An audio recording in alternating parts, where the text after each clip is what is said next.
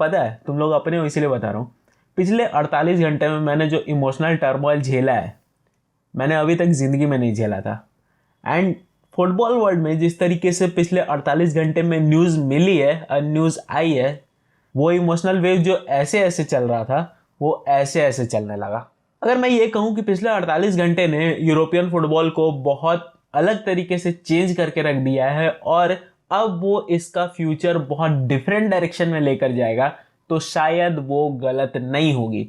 और आज के इस वीडियो में हम इसी चीज़ पर बात करेंगे कि क्यों यूरोपियन फुटबॉल की डायरेक्शन अब चेंज हो चुकी है। Hey WhatsApp guys, it's your boy Swaggy signing in. और पिछले 48 घंटे में ऐसी ऐसी न्यूज़ मिली है जिसमें बड़े बड़े प्लेयर्स ने अपने डिसीजन को इस प्रकार चेंज करा कि अब यूरोपियन फुटबॉल शायद तुम्हें डिफरेंट डायरेक्शन में देखने को मिलेगा।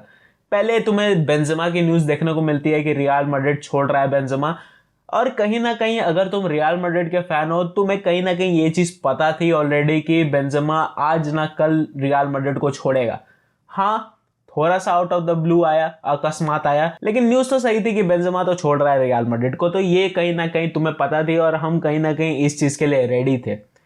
लेकिन अगर सेकेंड न्यूज़ की बात करें, इसके लिए तो कोई रेडी नहीं था, सीरियसली कोई रेडी नहीं था।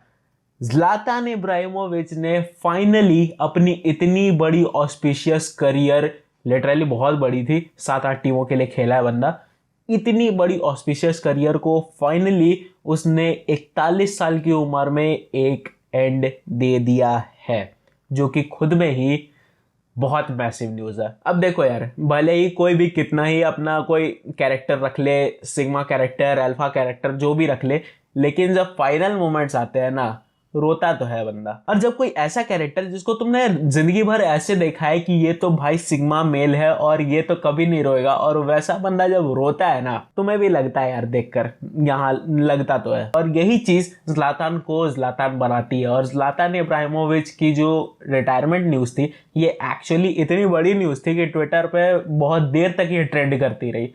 और ज़्लातान ने एक्चुअली अपने जो करियर है उसको एसी मिलान से एंड करना सही समझा, बिकॉज एसी मिलान का वो बहुत बड़ा फैन था और उसने अपनी ज़िंदगी की मोस्ट जो करियर है उसने एसी मिलान में ही निकाला है। तो एसी मिलान के फाइनल मैच में फाइनली उसने इस करियर को, जो बहुत बड़ी हो रखी थी, उस करियर को फाइनली एंड दे दिया है। अब अगर बात करें थोड़े से उनके करियर की, तो देखो, तुम्हारे और मेरे जैसे जितने भी लौंडे हैं जिन्होंने पिछले डेकेड में फुटबॉल को एक्चुअली फॉलो करा है, वो जानता है ज़्लातान इब्राहिमोविच कौन था।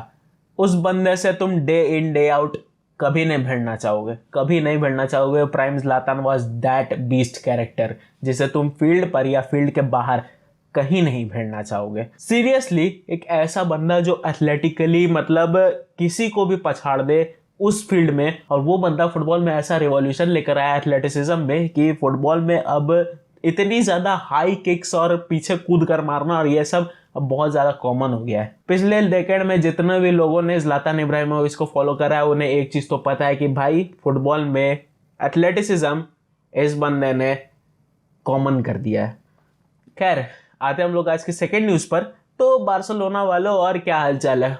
अभी तो पूरा चड्डी फाड़ने का मन कर रहा होगा खुशी में। क्यों नहीं करेगा यार, तुम्हारा जाने जहान जाने जिगर वापस आ रहा है बार्सिलोना।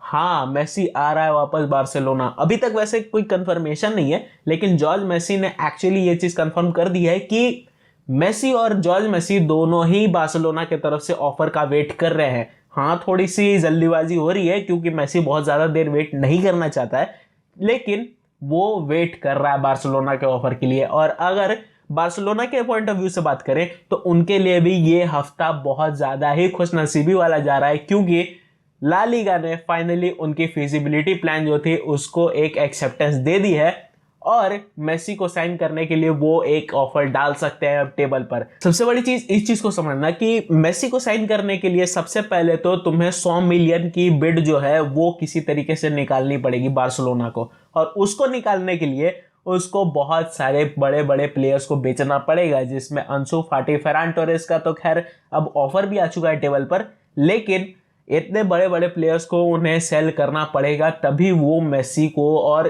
ईके गुंडोगन को साइन करने के बारे में सोच सकते हैं।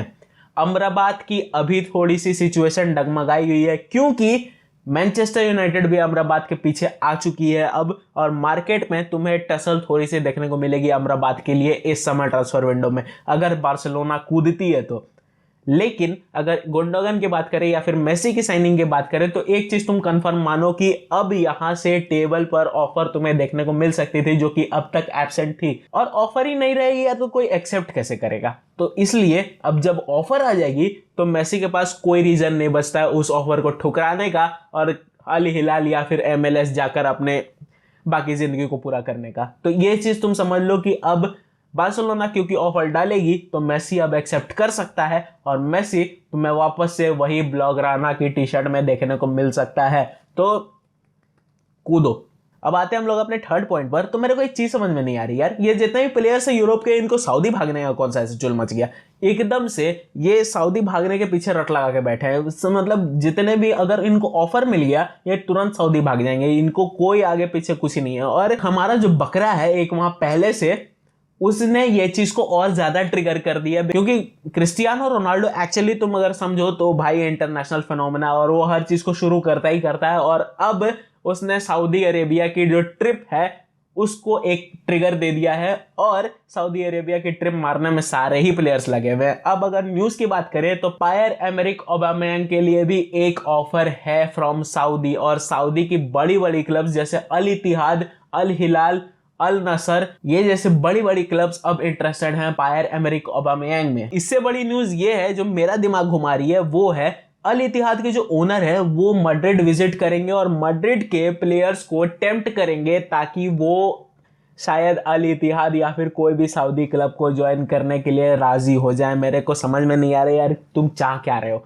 एक तो इनकी सबसे बड़ी चीज आई है न्यूज की, इन्होंने सोचा है कि अगले 2 साल में ये 1 बिलियन से लेकर 2 बिलियन तक आराम से फेंकने को तैयार है ताकि बड़े बड़े नामों को ये साइन कर सके। और मेरे को एक चीज तो कंफर्म हो चुकी है एट दिस पॉइंट कि अगर सऊदी 2026 का वर्ल्ड कप जीत जाती है, मत चौंकना, बिल्कुल मत चौंकना, क्योंकि इन्होंने एक्चुअली अपने फुटबॉल को बहुत अच्छे तरीके से चेंज कर दिया है। और जैसा कि मैंने तुम्हारे वीडियो की शुरुआत में कहा था कि चेंजेस यूरोपियन फुटबॉल में आ रही है, और वो चेंजेस एक्चुअली सऊदी ही ला रही है। और सऊदी की इतने बड़े चेंज के कारण हो सकता है यूरोपियन फुटबॉल इन फ्यूचर तुम्हें थोड़ा सा डाउनवर्ड जाते हुए दिखे। और अगर क्रिस्टियानो रोनाल्डो ने यह बात बोली है कि टॉप 5 लीग में आराम से सऊदी प्रो लीग आ सकती है, तो शायद एट दिस पॉइंट अगर मैं सोचूं तो ये चीज पॉसिबल हो सकती है, क्योंकि जितने भी बड़े प्लेयर्स हैं अब शायद यूरोप छोड़कर सऊदी में भागना पसंद करेंगे। Money money money. खैर, इसी के साथ आज की वीडियो को यहीं एंड करते हैं। अगर वीडियो पसंद लगी हो तो वीडियो को लाइक कर देना, चैनल को सब्सक्राइब कर देना। मैं मिलता हूं तुमसे किसी और दिन किसी और नए अपडेट में। It's your boy Swiggy signing out.